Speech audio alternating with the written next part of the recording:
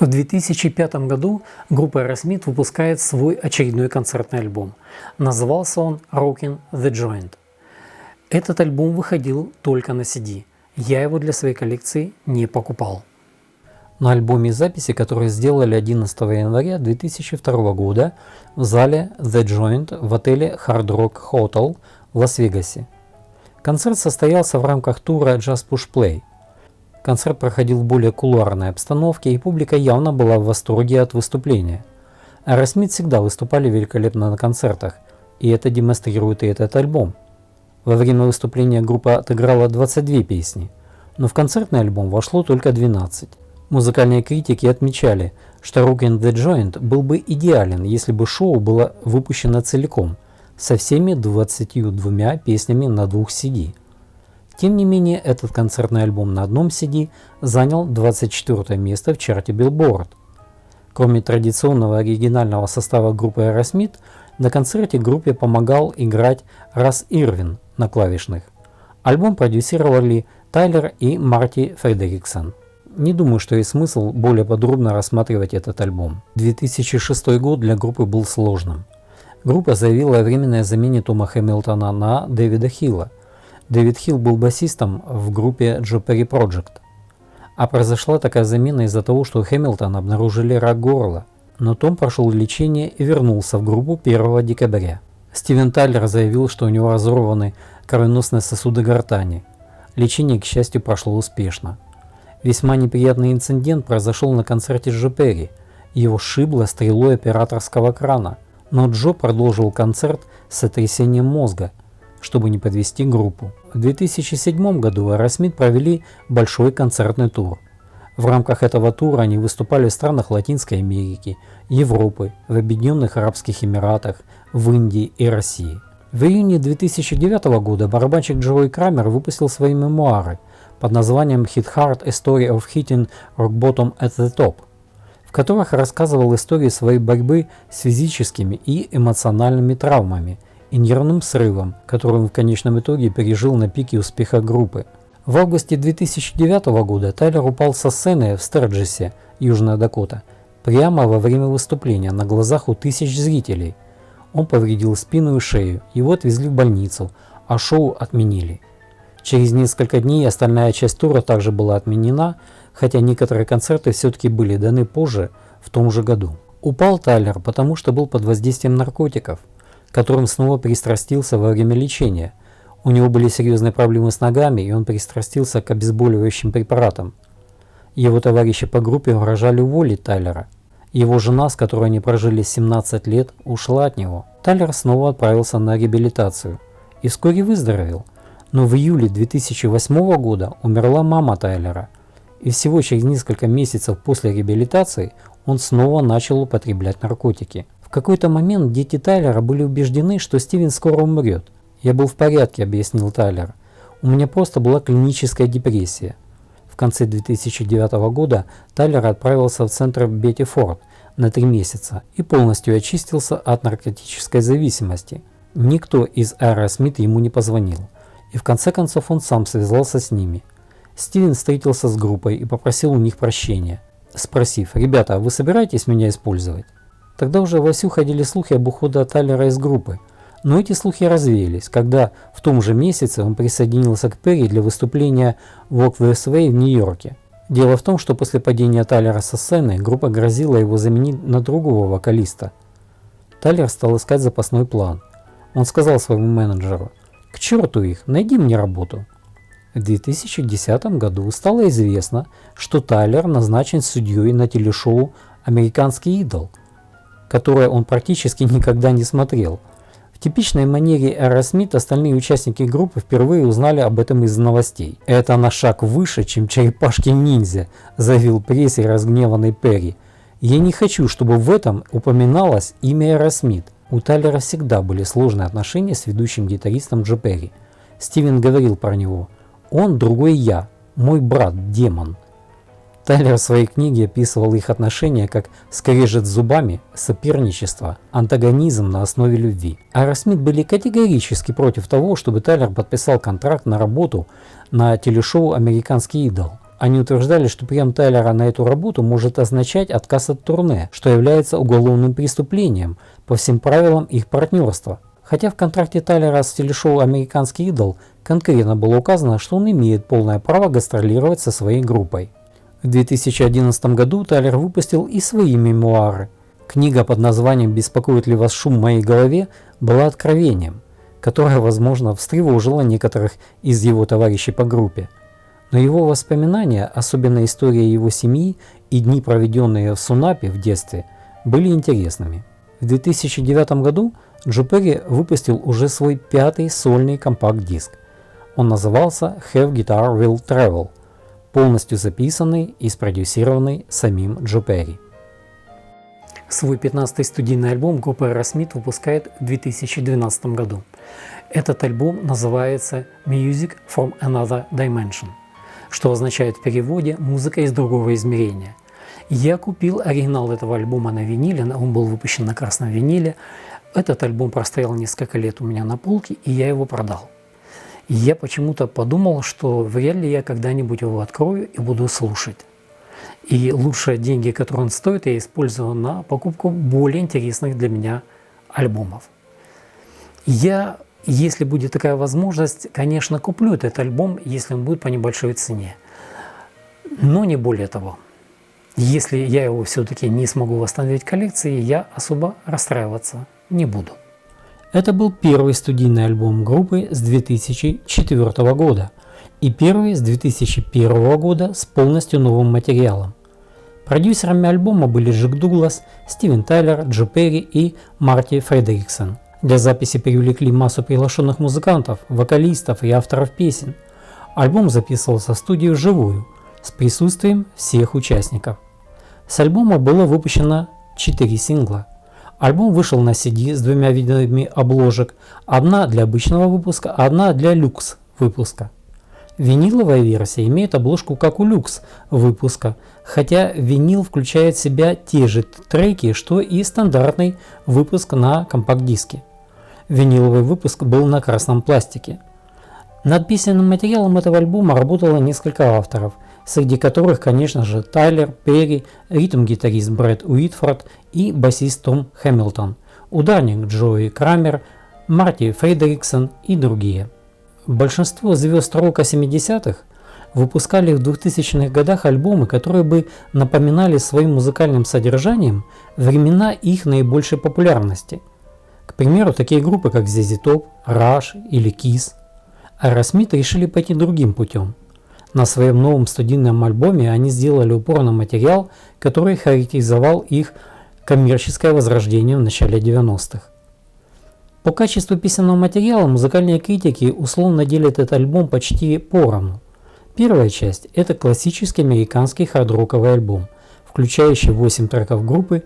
Вторая часть состоит из 7 треков, скажем так, экспериментального звучания для Aerosmith. Некоторые критики утверждают, что на альбоме Music from Another Dimension как минимум 10 хороших песен, демонстрирующих весь спектр фирменного звучания Aerosmith с некоторыми усовершенствованиями.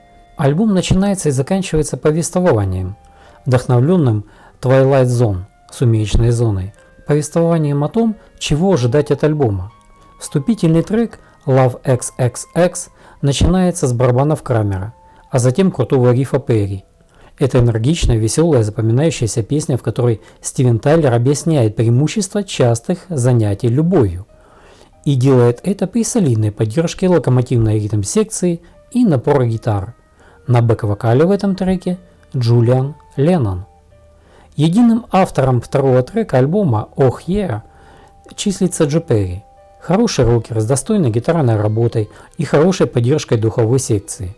Ну а среди бэк-вокалистов Мелани Тейлор, Шарлотта Гибсон, Лаура Джонс. Третий трек «Beautiful» с отличной аранжировкой демонстрирует все еще отличное качество вокала Стивена Тайлера на фоне бэк-вокала в исполнении дочери Стивена, Ми Тайлер. Первая сторона первого диска альбома заканчивается треком «Tell Me» авторства Тома Хэмилтона. Здесь Стивен Тайлер играет на мандолине, а продюсер Джек Дуглас на перкуссии. Вторая сторона первой пластинки альбома начинается треком «Out Go the Lights», написанным Тайлером и Перри. Вокальная партия Стивена традиционна. На бэк-вокале снова Мелани Тейлор и Лаура Джонс. Стивен играет здесь на органе, губной гармошке с поддержкой духовой секции. Хороший трек с фирменным исполнением у прошлых лет старой школы Aerosmith. Следующий трек, Legendary Child, выпускался с альбома как сингл. Надо отметить, редкая песня. Здесь отмечается на бэк-вокале продюсер Джек Дуглас с Уорреном Хуартом. Эта песня была написана еще в 1991 году во время первых сессий записи альбома Get a Grip, но тогда ее в альбом не включили. И вот ее переработали и включили в этот альбом. Текст песни – это своего рода ретроспектива карьеры группы. Aerosmith дебютировали с исполнением этой песни в финале сезона телешоу «Американский идол» в мае 2012 года, а потом ее премьера состоялась и на радиостанциях. В том же 2012 году был снят клип на эту песню. Далее альбом продолжает песня «What Could Have Been Love» – «Что могло быть любовью». Это пауэр-баллада в фирменном исполнении Тайлера с Расом Ирвиным на фортепиано и бэк-вокале. Марти Фредериксон не только был соавтором этой песни, но также выступил здесь как бэк-вокалист. На эту песню также был снят клип. В ноябре 2012 года песня заняла 7-е место в чарте Japan Billboard Hot 100. Следующая песня «Street Jesus» – это быстрый заводной блюз-роковый трек. Тайлер быстро читает тексты, летят яростные рифы в сопровождении ритм-секции. Солидный трек, который был необходим этому альбому. Потом следует песня «Cannot Stop Loving You».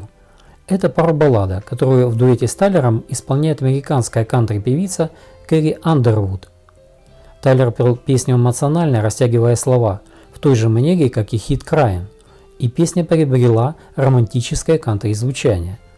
И группа подумала, что было бы неплохо еще кого-нибудь пригласить для вокала. Тайлер связался с кантри-певицей Кэрри Андервуд, с которой он сотрудничал последние годы. Кэрри дала согласие на участие в записи. Ведущий гитарист Aerosmith Джо Перри поначалу скептически относился к сотрудничеству с Кэрри Андервуд, но услышав, как она поет с Тайлером, сказал: «Их голоса очень хорошо совпадают, это не звучит навязчиво». Это было в самый раз. Альбом продолжает энергичный трек «Lover a Lot». Песня выпускалась как сингл и поднялась в чарте Billboard на 47 место. Песня также была популярна на радиостанциях по всей Северной Америке и вошла в игру Rock Band часть 3. Песня примечательна тем, что среди ее соавторов представлены Джесси Скай Крамер, это сын барабанщика группы Джои Крамера, и Марк Мойер, гитарный техник гитариста группы Брэда Уитфорда. Далее следует медленный трек «We All Fall Down», написанный и музыка и стихи Дайаной Уоррен. Тайлер не только чувственно исполнил свою партию вокала в этой балладе, но и сыграл на органе в сопровождении струнной секции. Ритм-секция была дополнена игрой Джесси Скай Крамера. Продолжает альбом трек «Freedom Fighter» в исполнении Джо Перри, и он же единственный автор этой песни. Ну а кто здесь среди бэк-вокалистов? Голливудская звезда Джонни Депп. Далее следует атмосферная баллада «Closer». Здесь и мелатрон, и клавишный, и синтезатор, и Джек Дуглас на перкуссии. Следующий трек «Something» неожиданно демонстрирует нам Стивена Тайлера за ударной установкой. Роль лидирующего вокалиста исполнил Джо Перри, что неудивительно, ведь он и единоличный автор этой песни. Трек является размеренным классическим рокером. Заковает альбом баллада «Another Last Goodbye» – еще одно последнее прощание, в которой вокалу Тайлера помогает струнный квартет, а Десмонд Чайлд помогает Тайлеру с партией на клавишных. У трека хорошая струнная аранжировка, и вокал Тайлера здесь великолепен. Это драматичная и эпическая по своему ощущению баллада, плюс классический крик Тайлера в конце. Красивый трек для завершения альбома. Альбом дебютировал под номером 5 в Billboard 200. В 2015 году группа Aerosmith выпускает свой очередной концертный альбом. Альбом назывался Rocks Donington 2014. Этот альбом выпускался на 3 винилах, в комплект входил DVD с видеоконцерта. Дело в том, что на этом альбоме записан концерт, который состоялся в парке Донингтона в Лестершире, Англия. Я этот альбом купил для своей коллекции. Он у меня простоял запечатанным несколько лет, и я понял, что я открывать его не буду, и интереса у меня к нему нет абсолютно никакого. И я подумал, что я лучше его продам, а куплю то, что я буду действительно слушать, что я и сделал. Поэтому данного альбома именно сейчас у меня уже в коллекции нет. На альбоме 20 песен. Aerosmith тогда вышли на сцену на закате солнца и открыли концерт смелой песней «Train Kept A-Rollin'». Стивен Тайлер вышел в традиционном индийском головном уборе с перьями. Далее группа выдает свои хиты один за другим, конечно, не в реальной хронологии их написания. Все 5 участников Aerosmith находятся в прекрасной форме. Парни на концерте выкладываются на все 100. Их слаженность и взаимодействие демонстрируют, что делает эту группу особенной. Впечатляет то, насколько сильным остался голос Стивена Тайлера спустя все эти годы. Группа хорошо справляется с исполнением своих песен как эпохи 70-х, так и эпохи после Возрождения. Конечно, такой альбом радость для фанатов группы, и я тоже не удержался и купил этот альбом. Но впоследствии принял решение продать его. Я продал этот альбом несколько лет тому назад. Но вы, к счастью, можете купить этот альбом и сейчас. Он есть в продаже в европейских интернет-магазинах по цене примерно 43 евро. 25 июня 2016 года было объявлено о грядущем прощальном туре, который начался в 2017 году. А уже в январе 2019 года Джо Перри заявил, что он и Стивен Тайлер должны начать совместную запись нового материала для нового альбома Aerosmith. Мы были вместе так долго, что мое сердце никогда не было дальше, чем на 6 дюймов от сердца Стивена, говорил Перри. Даже если мы не разговариваем какое-то короткое или долгое время, глубоко внутри меня всегда есть чувство, что мы всегда будем вместе. Это оно. И именно это позволяет Aerosmith существовать так долго. Как-то корреспондент журнала Rolling Stone написал о Стивене Тайлере. Невозможно представить Тайлера в какой-либо другой профессии. Или представить его в галстуке, с короткой стрижкой.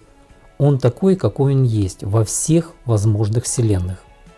Тайлер любит носить много ожерелий. Одно из них украшено зубами енота, которого он поймал, когда ему было 18 лет. Он носит как минимум 2 ножа. Один на ноге, а другой побольше, в куртке. Ему нравятся ножи. Это мужская штучка, объясняет Тайлер. Я урод природы. Я просто урод. Белоснежные зубы, длинные густые каштановые волосы с любовно нанесенными светлыми прядями. В том же 2019 году New York Times Magazine назвал Aerosmith среди сотен исполнителей, чей материал, как сообщается, был уничтожен во время пожара Universal Studios Hollywood в 2008 году. В 2020 году каталог песен группы собрал 528 миллионов прослушиваний по запросу в интернете в США. Во всем мире песни группы в 2020 году получили 2 миллиарда прослушиваний по запросу. В 2021 году состоялся специальный выпуск альбома Aerosmith. Этот альбом назывался 1971 «The Road Starts Here». Это был специальный выпуск для Дня музыкального магазина 2021 года. Альбом на виниле выпускался, первый выпуск его был в количестве 10 тысяч штук. Альбом также выпускался на CD и кассетах. Я этот альбом для своей коллекции не покупал. Альбом запечатлел подающих надежды будущих суперзвезд в их репетиционной комнате всего за год до подписания ими контракта с Columbia Records. Запись была сделана гитаристом Джо Перри на его собственный двухдорожечный магнитофон Wollensak модель 3M1280. Альбом 1971 The Road Starts Here выходил на виниле, CD и кассетах. На альбоме присутствуют хорошие 7 песен, но в основном ранние версии песен с первого альбома группы, включая легендарную Dream On. Необработанность, первая достоверность записи и непринужденность обстановки подкупают.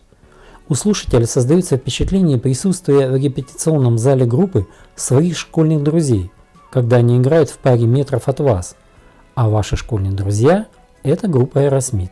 Группа явно чувствовала себя во время записи намного комфортнее, чем позже в официальной студии звукозаписи. Группа играет слаженно, как единый инструмент. Фанаты группы на форумах обсуждают разницу в исполнении ставших знаменитыми песен с их ранними вариантами на записи этого альбома и рассматривают каждую деталь в звучании. И я это понимаю, ведь эта запись – это часть истории, это редкая возможность увидеть зарождающуюся красоту, химию между участниками, корни звучания и эволюцию группы.